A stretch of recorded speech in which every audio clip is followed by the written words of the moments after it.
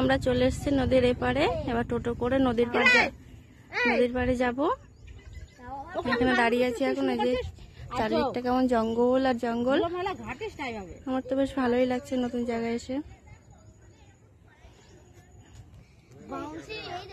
তো যাওয়া যাক নদীর পার, তারপর আবার দেখাবো।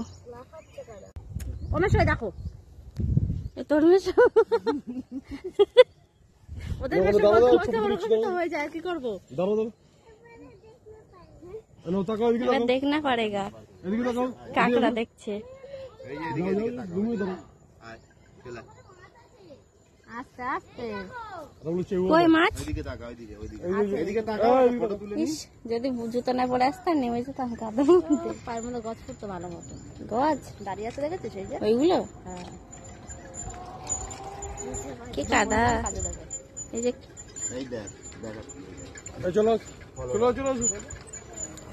কই দেখেছো কাঁকড়া দেখেছো?